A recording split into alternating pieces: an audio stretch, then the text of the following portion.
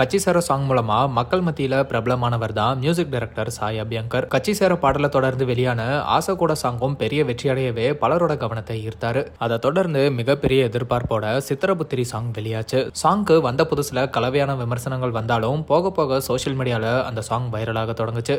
Independent ஆர்டிஸ்டா இசையமைச்சிட்டு வந்த சாய் அபியங்கர் இப்போ ரெமோ படத்தோட டைரக்டர் பாக்யராஜ் கண்ணன் ராகவா லாரன்ஸ் வச்சு இயக்கிற பென்ஸ் படம் மூலமா திரைத்துறைக்கு இசையமைப்பாளரா அறிமுகமானாரு. பென்ஸ் படத்துக்கு அப்புறம் இவருக்கு நிறைய பெரிய பட வாய்ப்புகள் கிடைச்சிட்டு இருக்கு. அந்த வகையில பிரதீப் ரங்கநாதன் நடிக்கிற டூட், சூர்யாவோட கருப்பு, கார்த்தி நடிக்கிற மார்ஷல், STR49, மலையாள மூவி பல்டி, அட்லி மற்றும் அல்லு அர்ஜுனோட ப்ராஜெக்ட், இது மட்டும் இல்லாம சிவகார்த்திகேயன் படத்துக்கும் இசையமைக்க போறதா தகவல் வெளியாகிட்டு இருக்கு. இப்படி இவர் இசையமைச்ச முதல் படமே இன்னும் வெளியாகாத நிலையில இப்ப தொடர்ந்து சுமார் 7 பட வாய்ப்புகள் கிடைச்சிருக்கிறது பலரையுமே வியப்பில் ஆழ்த்தியிருக்கு. அதனால இவரை ஒரு பக்கம் நிறைய பேர் பாராட்டினாலும் இன்னொரு பக்கம் சோசியல் மீடியால இவர் நெப்போ கிட் அப்படிங்கறதுனால தான் இவ்வளவு வாய்ப்பு கிடைச்சிருக்குன்னு விமர்சனம் பண்ணிட்டு வராங்க. நல்ல சாங்ஸ், பேக்ரவுண்ட் ஸ்கோர்லாம் கொடுத்தும் நிறைய நல்ல மியூசிக் டைரக்டர் வாய்ப்பு இல்லாம இருக்கும்போது இவருக்கு மட்டும் எப்படி இவ்வளவு வாய்ப்பு கிடைச்சிருக்குன்னு விமர்சனம் பண்ணிட்டு வராங்க. பாடகர்களான திப்பு மற்றும் ஹர்னியோட மகன் தான் சாய் அபியங்கர். அவங்களோட இன்ஃபுளுன்ஸால தான் இவருக்கு பட வாய்ப்பு கிடைக்குதுன்னு இவர் பிஆர் டீமை வச்சு அவரை ப்ரொமோட் பண்ணிக்கிறாருன்னு இப்படி சோசியல் மீடியால அவரை பத்தி பேசப்படுறத பார்க்க முடியுது. இந்த நிலையில சாய் அபியங்கர்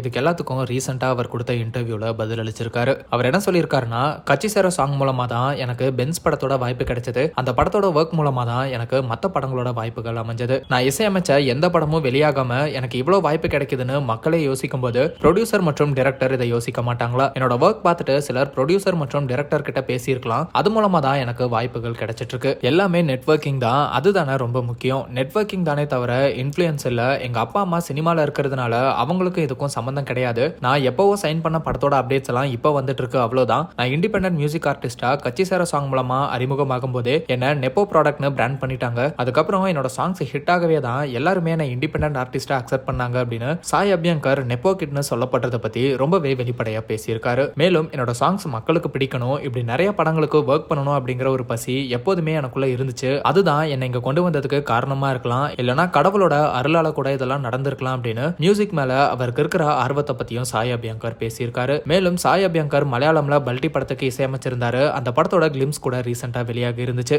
அதுல சாய் அபியங்கரோட பிஜிஎம்க்கு மலையாள சினிமா ஃபேன்ஸ் மத்தியில ஒரு நல்ல வரவேற்பு கிடைச்சிருக்கு அப்படிங்கிறதும் குறிப்பிடத்தக்கது.